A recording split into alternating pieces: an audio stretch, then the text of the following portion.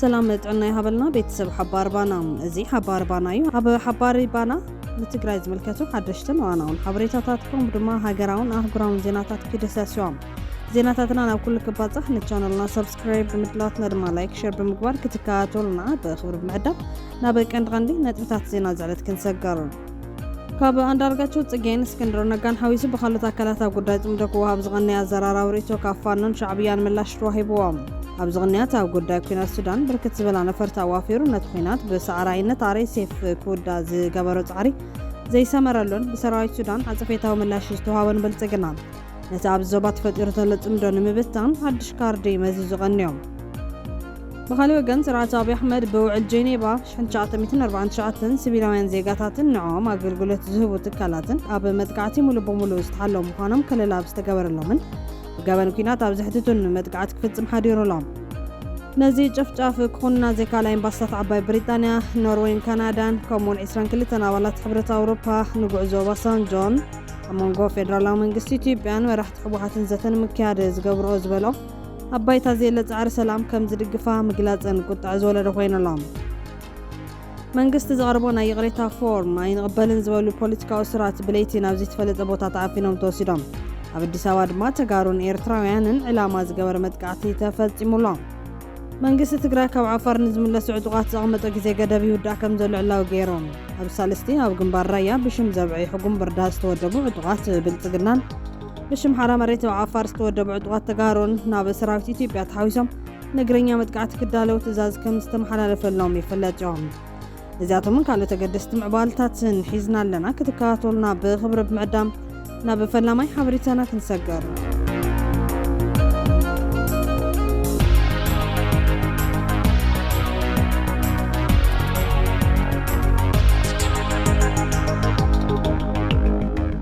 سرعة أبي أحمد بوعل جيني باش حنشات 249 سبيلاوين زيغاتاتن نعوم أقلقلت زو تكالاتن هوسبيتالات بيت تمرتي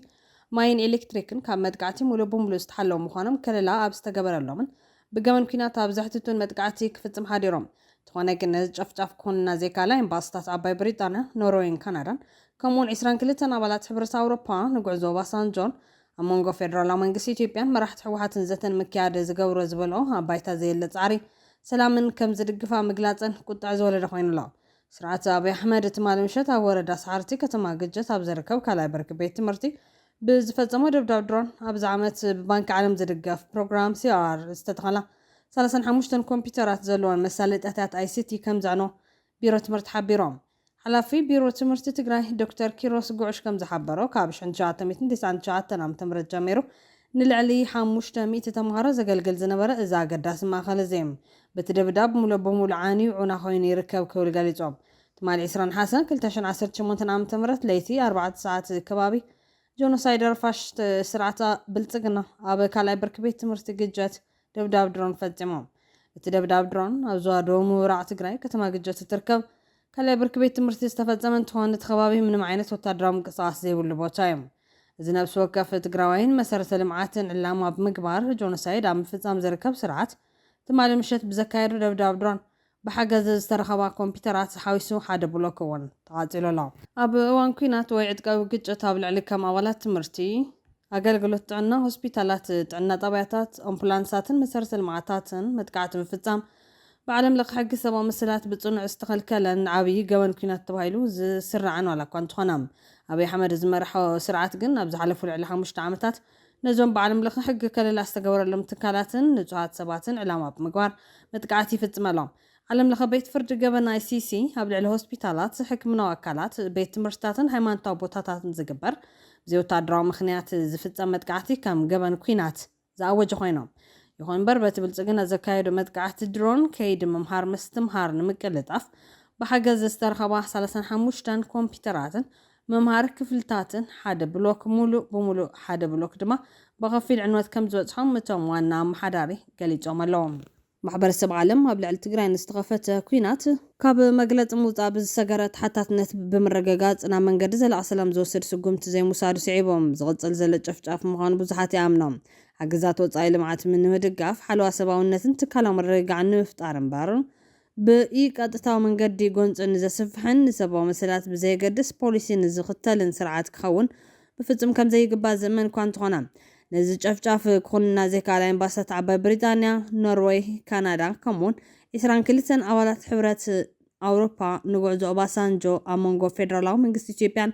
مرحتي حوحاتن زتن مكيار زغورو زبلو أبايتا زي لزعري سلامن كم زرقفا مقلاتن كنت عز ولا خوين لهم حبرات أفريقيا كساب حز الجمرو زت سلام زي لخوينو تو باسانجو نمغلز غورو قعزوون تخونا أبي أحمد زكايدو زلو ጨፍጫፍ دبلوماسياوي دقاف نمهابن أمونغو تمدو زفتقرو حيلتات نفاس نمتاون زعلمه شرحيوم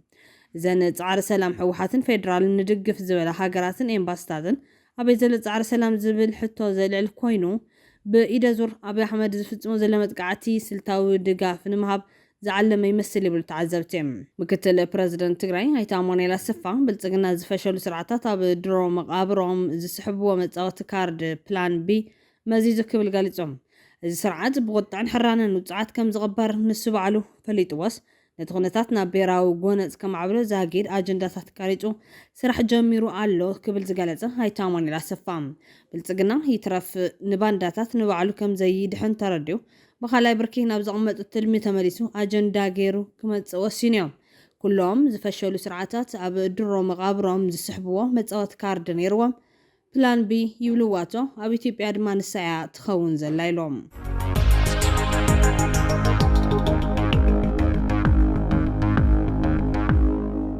ብኻሊ ወገን ካብ አንዳርጋቸው ጽጌን እስክንድር ነጋን ሓዊሱ ብኻሎት አካላት ኣብ ጉዳይ ጽምደኩ ኣብ ዝቕንያ ዘራረብ ሪቶ ከፋኑን ሻዕብያን ምላሽ ተዋሂቦም ኣብ ዝቕንያት ኣብ ጉዳይ ኩናት ሱዳን ብርክት ዝበላን ነፈርቲ ኣዋፊሩ ነቲ ኩናት ብሳዕራይነት አርኤስኤፍ ክውዳ ዝገበሮ ጻዕሪ ዘይሰመረሎን ብሰራዊት ሱዳን ኣጸፈታዊ ምላሽ ተዋሃቦን ብልጽግና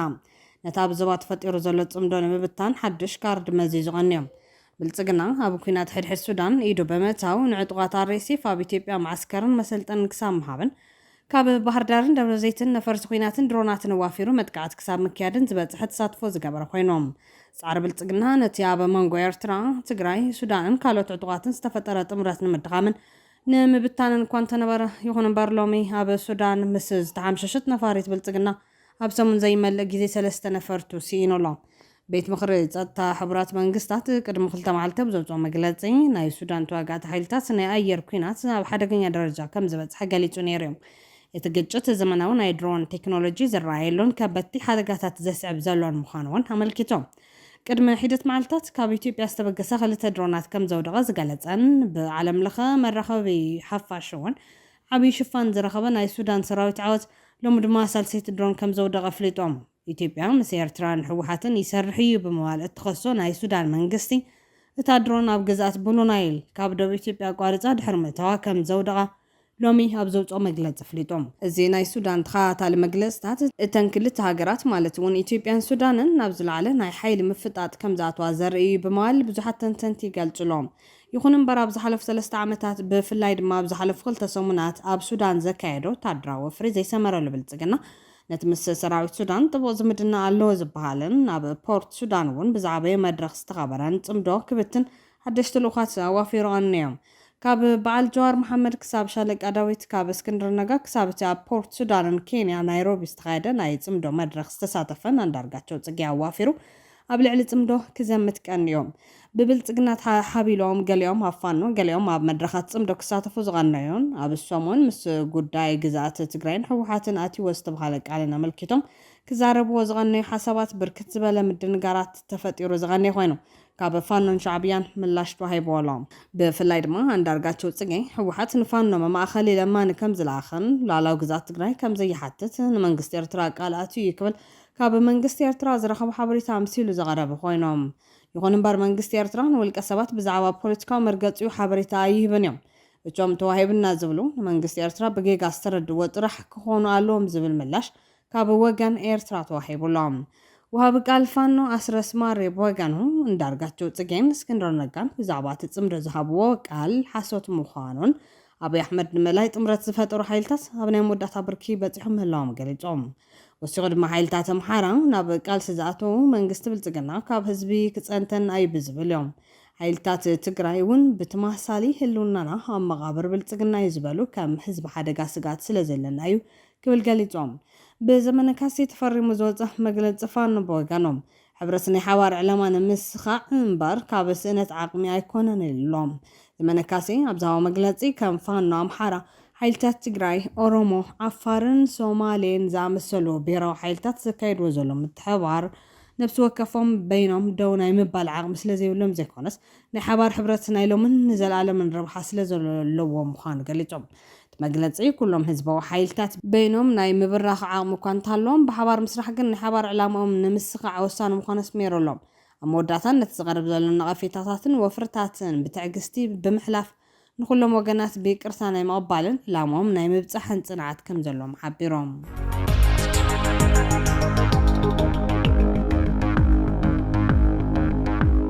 መንግስቲ ዘቕረቦ ናይ ይቕሬታ ፎርማ ይንቕበልን ዝበሉ ፖለቲካዊ ስራት ብለይቲ ናብ ዘይተፈለጠ ቦታ ተኣፊኖም ተወሲዶም ኣብ አዲስ ኣበባ ድማ ተጋሩን ኤርትራውያንን ዕላማ ዝገበረ መጥቃዕቲ ተፈፂሞም ኣብ መጀመርታ ወርሒ ናሓሰ ኣብ ክልል ኣምሓራ ዝተፈጠረ ቅልውላው ሓላፍነት ወሲዶም ክፍርሙ ዝተሓተቱ ስራት ነቲ ሕቶ ነፂጎሞ ነይሮም ኣብ ስርዓት ብልፅግና ነቲ ዝተኸሰሱሉ ገበን ኣሚኖም ካብ ማሰርቲ ክፈትሑ ዝተሓተቱ 30 ሰባት ኣይንፍርምን ብምባል ነቲ ሕቶ ከም ዝነፀግዎን ነዚ ሕቶ ብምፃግ ኣይንፍርምን ካብ ዝበሉ ተኸሰስቲ ውሽጢ ኣቶ ዮሃንስ ቦያሎ ዶክተር ወንደሰን ኣሰፋ ዶክተር ሲሳይ ኣውግቻውን ክልተ ጋዜጠኛታት ከም ዝርከቡ ማፍሊጥና ምንባርና ይዝካር እዞም ውልቀ ሰባት ዕላማ ፖለቲካን ርዕዮተ ዓለምን ንምስጓም ብምሕሳብ ተግባር ግብረ ራዕዲ ፈፂሞም ብዝብል ክስዮም ተኣሲሮም ካብ ማሰርቲ ንክፍትሑ ድማ ኣብ ክልል ኣምሓራ ዝተፈጠረ ቅልውላው ሓላፍነት ወሲዶም ንክፍርሙ ቅድሚ ኩነት ቀሪብሎም ነይሮም እዚ ተኸሰስቲ ፈሪሞም ዝፍትሑሉ መስርሕ ንክፍፃም በመንጎኝነት ዋና ኮሚሽነር ኮሚሽን ሰባ መሰላት ኢትዮጵያ ብርሃኑ ኣዴሎ ጻዕርታት ዘተከገባዕ ጸንሕዮም ነዚ ንምስላጥ እውን ካብ ውሽጥቶም ስራት ዝተመረጹ 6 ተወከልቲ ዝሓወፈ ኮሚቴ ተጣይሹ ነይሮም ይኹን እምበር ብኮሚሽነር ሰብኣዊ መሰላት ኢትዮጵያ ብርሃኑ ኣዴሎ ኣቢሉ ናይ ኣምሓራ ናይ ፖለቲካዊ ስራት ብፌርሞም ተረጋጊጾምን ጥፋቶም ተኣሚኖምን ከም ዝፍትሑ ዝቐረበ ናይ ይቕሬታ ሕቶ ኣይንቕበልን ዝበሉ ናይ ፖለቲካዊ ስራት ተፈልዮም ናብ ዘይተፈለጠ ቦታ ከም ዝተወሰዱ ተሰሚዖም እቶም ስራት ዝተወሰዱ ካብ ኣባ ሳሙኤል እስር ቤት ብለይቲ ተዓፊኖም እንትኾን ብመሰረት እዚ እውን ናይ ቀደም ኣቦ ወንበር ማሕበር ተምሃሮ ኣምሓራ ሲሳይ መልካሙ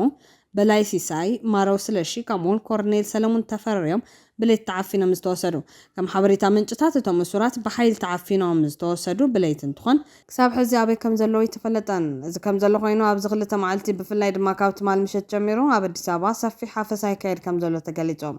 ሓፈሳ ብዋናነት ተጋሩን ኤርትራውያንን ዕላማ ዝገበረ ኮይኑ ሓይልታት ጸጥታ ብልጽግና ብሽም መለለይ መንነት ዘይብልኩም ነቲ ስጉምቲ ወስድዎ ከም ዘለዎ ተፈሊጦም ኣብ አዲስ ኣበባ ካብ ትማል ምሸት ተሒዙ ሓያል ግፋት ተጀሚሩ በምህላው ኩልኩም ነበርቲ ታኸተማ ዝኾንኩም መናስያት ዕቱብ ጥንቃቄ ክትገብሩ ከም ዘለኩም ግዱሳት የተሓሳስብለው ትማሊ ኣብ ብዙሕ ከባቢታት ኣብ ፈቅዶ ሆቴላት መዘናግዕ ማእከላትን ካብ መንገድን ማለያ ዘይብሎም ኤርትራውያንን ተጋሩን ዝርከብዎም ሰባት ከም ዝተገፈፉን ኣብ ፍቀዶ ፖሊስ ጣብያ ሓዲሮም ክሳብ ሎሚ ድማ ተቀይዶም ከም ዘለው ቶም ጉዱሳት ወሃብቲ ርእቶ ይሕብሮም ስለዚ ኣብ አዲስ ኣበባን ካልኦት ከባቢታት ኢትዮጵያ ንትርከቡ ተጋሩን ኤርትራውያንን ግቡእ ጥንቃቄ ክትገብሩ ምንጭታት የተሓሳስቡ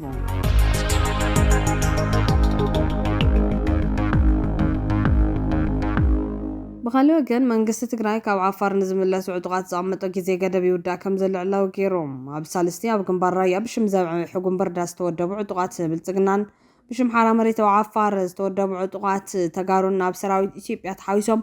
ነገረኛ መጥቃዕቲ ክዳለው ትእዛዝ ከም ዝተመሓላለፈሎም ይፍለጥ ነዚ ኣብ ግምት ዘተወ ድማ ምስ ሓይልታት ጸጥታ መኸተት ተሰሊፎም ዝርከቡ ዕጡቃት ተጋሩ ናብ ንቡር ህይወቶምን ዓዶምን ብሰላም ክምለሱ ዝተገበረ ጻውዒት ዝዛዘመሉ ግዜ ይኣክል ስለ ዘሎም ዝምልከተኩም ዕጡቃት ክትጥቀሙሉ እዩ ጻውዒት ቀሪቦም ቢሮ ሰላም ጸጥታን እናማእኸሎ ብዕቱብ ክስርሐሉ ጸንሐ ከይድ መምላስ ምስ ሓይልታት ጸረ መኸተት ተሰሊፎም ዝርከቡ ዕጡቃት ተጋሩ ክዛዘም ግዚኡ ይኣክል ስለ ዘሎ ኣብቲ ተሪፉ ዘሎ ውሱን መዓልትታት ክሳብ ሕዚ ዘይተመለሱ ዕጡቃት ክምለሱ ቢሮ ሰላም ጸጥታን ብሄራዊ ክልላዊ መንግስቲ ትግራይ ይጽዋዕ ነቶም በቲ ዝተገበረሎም ጻውዒት መሰረት ኣዋዲሞም ዝተመለሱ ወገናት ናብ ዝቕጽል ዘሎ መስራሓት ስልጠናን ዳግመ ጽምበራን ክኣትዉ ይስራሕ ኣሎ በዚ መሰረት ነዚ ዕማም ብላዕለዋይነት ክመርሕ ዝተጣየሸ ዓብዪ ኮሚቴ ኣብ ትሕቲኡ ነቲ ልኡኽ ንምዕዋት ዝሕግዙ ዝተፈላለዩ ኣወዳድባታት ፈጢሩ ኣብ ምንቅስቓስ ይርከብ ተመለስቲ በብጣብዖም ናይ ምምዝጋብ ስራሕቲ ተጠናኺሩ ዝቕጽል ዘሎ ኮይኑ ድሕሪ ዝካየዱ ናይ ታድሶ ስልጠናታት ንምክያድ ዝኽእል ምድላዋት ዛዚሙ ሰልጠንቲ ንምቕባል ተዳልዩ ይርከብ መሰረት ውሳነ ቤት ምኽሪ ፈጻሚ ስራሕ ብሄራዊ ክልላዊ መንግስቲ ትግራይ ዝተገበረ ጻውዒት ካብ 28 ሓምለ 2018 ዓ.ም ጀሚሩ ድሕሪ ናይ ሓደ ወርሒ ጸንሒት 28 نحاسة 2018 ዓመተ ምህረት ከም ዝዛዘም ተሓቢሩ እምባሩ ይፍለጥ ክብል ቢሮ ሰላም ጸጥታን ትግራይ ሓቢሮም ስርዓት አብይ ንህዝቢ ትግራይ ንንባዕሉ ብምውጋእ ዝተዳኸመትን ዝተቆራረሰትን ትግራይ ንምፍጣር ዝመሃዙ ከቢድ ሽርሕዮም ነዚ መጻወድያ እዚ ብምርዳእ ካብዛብ ልዕሊ ወገንኩምን መሬትኩምን ትፍጽሞ ዘለኹም ጥልመት ተመለሱ እዚ በሰላ እዚ ካብ ሕልናን ታሪኽን ብቐሊሉ ዝሕከኽ ኣይኮነን ዝብል ጻውዒት ዝቐርበሎም ዘሎ ዞም ተጋሮም ናብ መሬትኩም ተኩስ ዝብል ናይ ጥፋት መምርሒ ቅድሚ ምቕባልኩም ሕልናኹም መርምሩ እዚ ተኣሊምልኩም ዘሎ ናይ ጥፋት መንገዲ መወዳእቱ ብጣዕሳ ዘይምለስ ከቢድ ሓደጋን ታሪኻዊ ውድቀትን ምዃኑ ምርዳእ ወሳኒ እዮም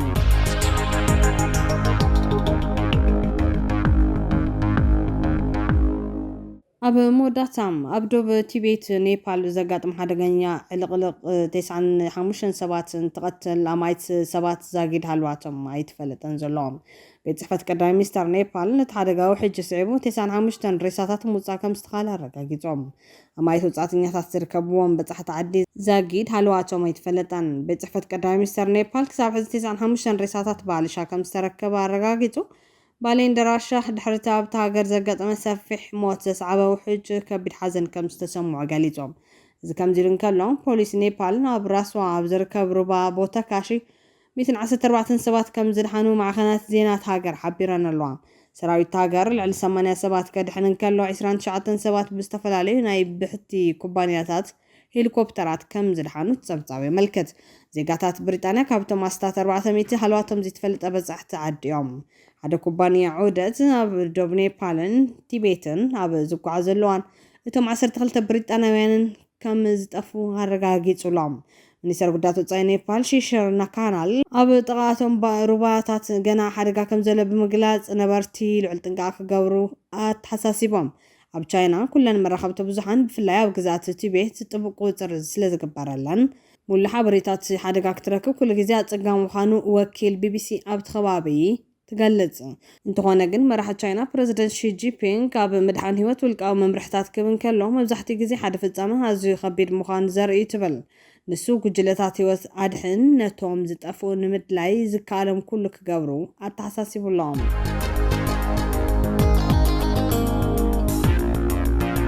ፍትዋትን ክብራትን ቤተሰብ ሓባር ባናም ነዚ ዕለት ዝሓዝናዮም ሓበሬታታት ኣብዚ ከም ቤትና ንቻነልና ሰብስክራይብ ንምድላዋትና ድማ ላይክ ሼር ብምግባር ቤተሰብ ሓባር ባና ይኹኑ ሰላም